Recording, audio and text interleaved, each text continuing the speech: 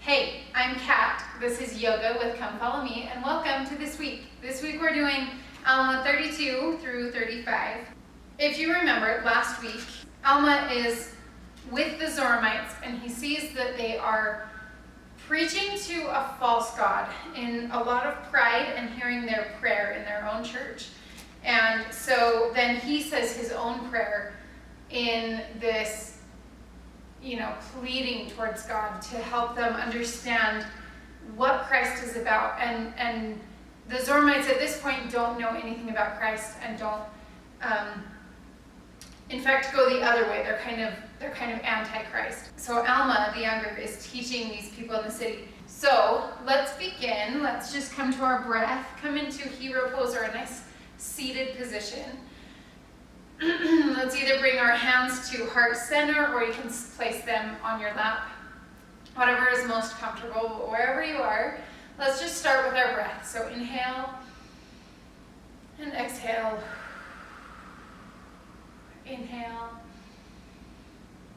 and exhale. Inhale and exhale. Inhale and exhale. Now let's start to slow down our breath. So we're going to inhale for 4 counts. Inhale, 2, 3, 4, and at the very top where your lungs are all full of air, hold it for 2 counts at the very top. Just hold your breath. And then exhale for at least 4. If you can go slower, that's great. So inhale. Hold it at the top. And exhale. We'll do that twice more. Inhale. Hold it at the top. Exhale. Last time. Inhale. Hold it at the top. And exhale. Okay, if you need any stretches or poses with your arms, go ahead and take those before we start. And eventually find your way into a nice all fours positions. We're on our hands and our knees. Our shoulders are above our wrists. Our hips are above our knees. We're not arching our back or curling it in any way. It's a nice, flat, neutral spine. Strong limbs. And keep that breath alive. Keep breathing. So inhale. And exhale. If you want to hold it at the top, you can. You don't have to. Inhale. Exhale. Keep that breath alive. So 32, at the very beginning of the chapter, I wrote faith equals a seed. Because the whole chapter, you go through just faith, what faith is, what faith means, which was really cool for me to read. I loved just refreshing everything I knew about faith. And even next week, we'll go over how faith without works is not faith. It doesn't work that way. So we learned so much about faith and what it means to just blindly trust with what we know, nobody telling us, no actual physical, see with our eyes proof. That is what faith is. So while Alma is teaching these people, he is teaching these people who are poor, who are of poverty, who are poor in heart, and they don't have all the riches of the world like a lot of the Zoramites do. And the Zoramites who do are the ones that are in the churches praying to this false Christ. And they actually don't even let these poor people come in because they're poor. And so these people are coming and turning to Alma because they want to believe, they want to go into the church, they just won't let him. So because of that, they're like, okay, so let's listen to Alma. And they go up on this hill in verse 4 called Oneida. I think it's Oneida. And Alma starts teaching them. And I love this question. In verse 5 at the very end, there is one person in this audience of Alma that says, okay, so what should we do? And Alma turns towards him with great joy, is what it says. And I love that question, and in my scriptures I wrote, we should ask that question more. So one of my biggest takeaways this week, and one of my biggest challenges to myself and my family, is that we are, during our prayers, at night and in the morning, we are going to ask, what should we do? What do you want us to do? So I encourage you to do the same, if you want to.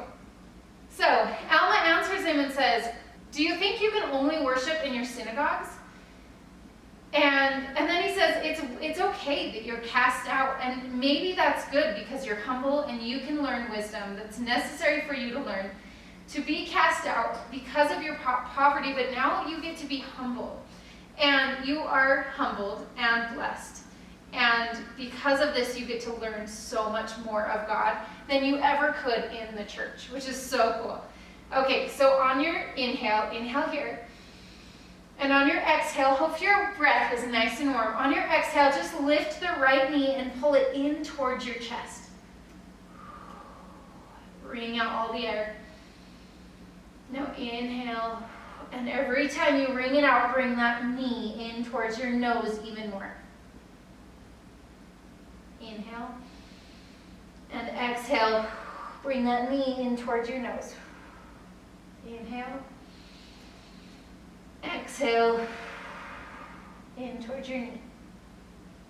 Inhale, last time, exhale, wring it all out. And place your knee back on the ground on your inhale. Take a couple breaths here. In verse 21, it says, and now I said concerning faith. Faith is not to have a perfect knowledge of things. Wherefore, if ye have faith, ye hope for things which are not seen but are true. And then he goes on to talk about the 3 things to plant and grow the seed of faith. So number 1 is in verse 27. Awaken your heart and mind. Awake and arouse your faculties. Number 2 is to desire to believe. And then number 3 is let this desire work in you. Those are all in verse 27. So awaken your heart and mind, desire to believe, and then act on your belief.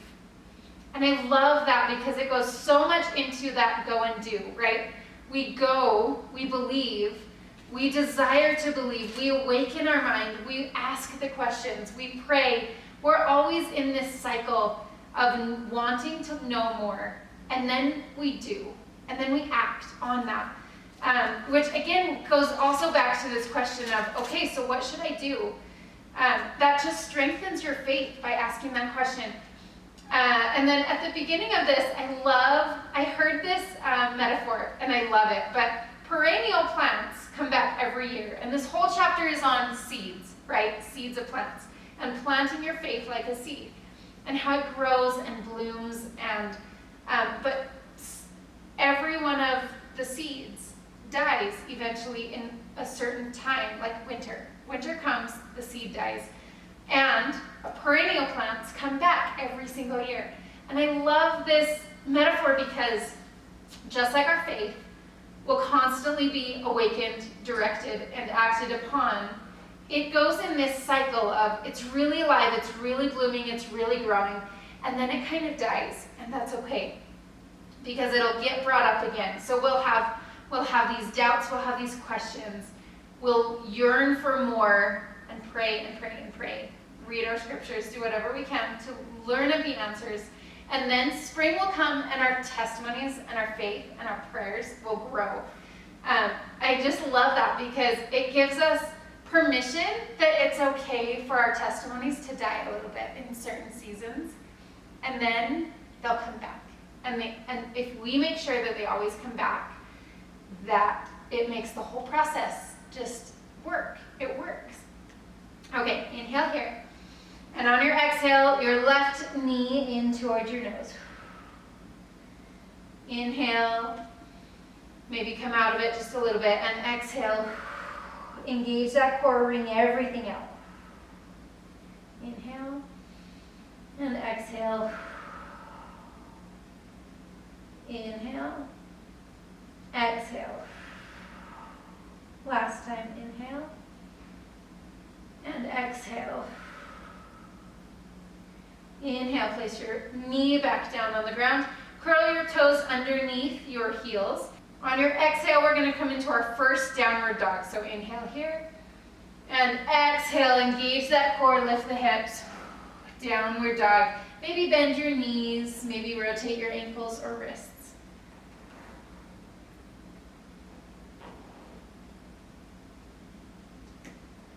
In 28, he talks more about the seed, and we will compare the word unto a seed. If you give a place that the seed may be planted in your heart. So first find that place. Again, awaken your heart, awaken your mind, right? And then don't cast it out by your unbelief. Again, desire to believe. That's the second thing. And then it will begin to swell within your breast, and you will feel the swelling motions and begin to say within yourselves, it must needs be that this is a good seed. The word is good, and it beginneth to enlarge my soul. It beginneth to enlighten my understanding. It beginneth to be delicious to me. It says begin like 4 or 5 times in that verse, which again is that act part, right? We act. So first, awaken your mind. Find a place for your seed of faith. Second, believe. Desire to believe. Do not cast it out by your unbelief. And then it will begin. And then do and act and pray and read your scriptures and go to church and learn of the things and serve the people and be active in your testimony. I love that so much. Act in goodness. The word is good. I also love the word good. We know the gospel is light. We know that the gospel is good. It doesn't matter so much about who's right, or who's wrong, what's true, what's untrue. What do you feel good? How do you feel good? What makes you feel happy and good and peace and comforted? Go there, whatever that is. Okay, on your inhale, lift the right leg, 3-legged dog, and exhale, knee to nose. Inhale, lift it back up. Exhale, knee to nose. Inhale, lift it back up. Exhale, knee to nose. And exhale, come back to downward dog. Inhale here. And exhale.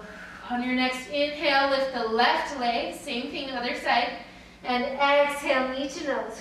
Bring it all out. Inhale up. Exhale, knee to nose. Inhale up.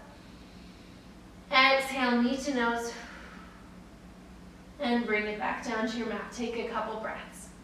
So then in chapter 33, in verse 1, it says how they should plant the seed, or the word which had been spoken. So they're like, okay, we understand, but now how do we do it? Which I love that word, because I'm always asking that. And I, in my personal life, feel like I'm stuck a lot of times because I don't know the how. Inhale here. And exhale. On your next inhale, lift the right leg to the back wall. And exhale that knee to your nose, and then bring your foot through both of your hands. From here, we're going to keep that back heel lifted and straighten that front leg. Inhale here, and on your exhale, just forward fold over that front leg. Relax the neck very last. If you want to keep it modified, keep it a little bit easier, keep your hands on your ground, framed around that right foot. If you want a little bit more of a challenge, take one hand off, maybe take the other hand off, and challenge your balance just a little bit more. So in chapter 33, basically a lot of the chapter is the how, and we begin with gratitude. We begin with that awareness, which again comes back to those 3 things, the 3 ways to plant the seed of faith. We begin with the awareness, then the desire to believe, and act upon your belief. And he is introducing Christ and the word of Christ as this plant, and it will begin to swell in your hearts, and it will nourish your faith. It will become a tree springing up into you, that God may grant unto you that your burdens may be light through the joy of his Son. And even all this ye do if ye will. There's that word do again. Inhale, if your hands are not already framed around your foot, bring them back to frame around your foot. And let's just bend that front knee, shifting our weight. Weight is on our palms. Lift that front leg and bring it back to meet our left, vinyasa. This is our high plank. Inhale here, and exhale, lower down to the bottom of your push-up. Inhale, upward facing dog. Exhale, lift the hips, curl your toes underneath, downward facing dog. Take a couple of breaths, and when you're ready, on your next inhale, lift the left leg to the back wall. Exhale, bring that knee to your nose, just like before, and this time bring your foot in between both of your hands. Keep that back heel up, and straighten that front leg. Inhale here. On your next exhale, just forward fold over that front leg. And breathe. Chapter 34 is all about the atoning sacrifice. So then he goes in. So I love that he is like, okay, you guys, listen, I know about Christ. First, it's faith. It all comes down to faith. Then, his atoning sacrifice, the atoning sacrifice of Christ. And how Christ is there. And you can worship outside of your synagogues. In 18, verse 18 through 26, it says, yea, cry unto him for mercy. He's mighty. Humble yourselves and continue to pray. Cry unto him when you are in your fields, on your flocks. Cry in your houses, in your households. Midday, morning, and evening. Cry unto him against the power of your enemies. Cry unto him against the devil. Cry unto him over crops in your fields, that ye may prosper in them. Cry over the flocks of your fields, that ye may increase. But this is not all. You must pour out your souls in your closets, in your secret places, in your wilderness. And when you do not cry, let your hearts be full, drawn out in prayer continually, all the time. He's like, guys, you don't have to go to a church. You can cry unto him and have a conversation with him constantly throughout your entire day, no matter what. Because he is always there. And guess what? He cares so much that he even cares, I love this, cry unto him over the crops of your fields. Cry over the flocks of your fields that they may increase. Like, he even cares about your plants. I read that and I was like, yeah, I can even talk to him about my house plants, because I am a plant mama. And I love my little house plants, and it hurts me when they die. My little orchid right now is struggling, and so maybe that's why, because it's on my mind. But I read that and I was like, he cares about my orchid. Maybe he can help with my orchid. Maybe I just need to cry to him about my orchid. Okay, when you're ready, shifting that weight onto your hands, bending that front knee, bring that leg back to meet the right. Lower down to the bottom of your push-up on your exhale. Inhale, upward facing dog. Engage that core and exhale, downward facing dog. Lift those hips high. Take some breaths. On your next inhale, lift the right leg back to the back of the wall. And exhale through both of your hands. This time, bring that back knee down to the ground. On your inhale, lift your right fingertips all the way up to the ceiling. Reach up, gaze up, lengthen that spine. Just do a little bit of a twist.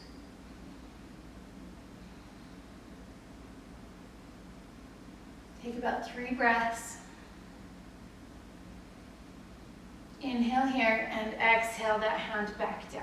Curl the back toes under your heel and lift that knee. Inhale here and exhale, bring that right leg back to meet the left. Lower down to the bottom of your push-up. Inhale, upward facing dog. Exhale, engage the core, downward facing dog. On your inhale, right away, lift that left leg and exhale, bring it through both of your hands. Lower down your right knee. And inhale, lift the left fingertips all the way up to the sky. Reach up, gaze up.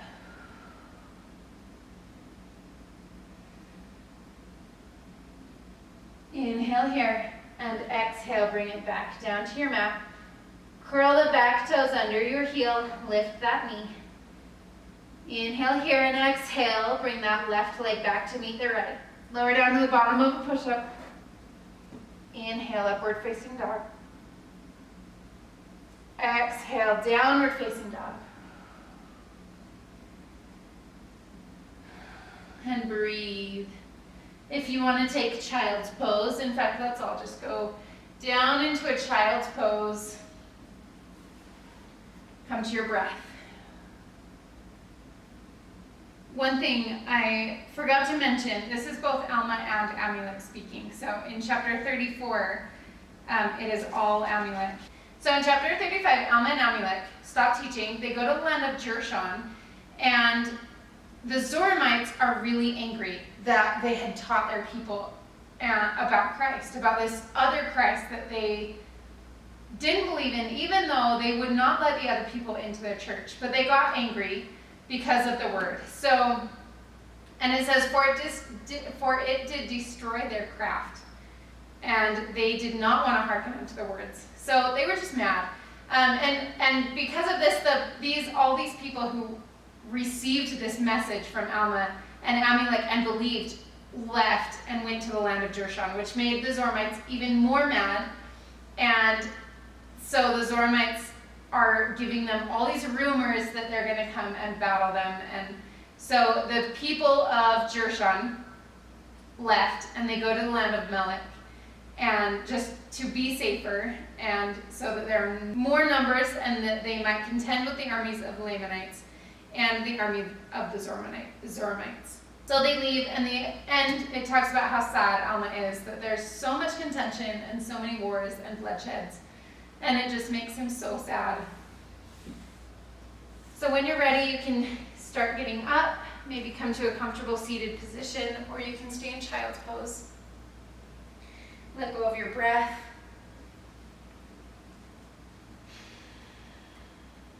The light in me honors and loves the light within you. Namaste.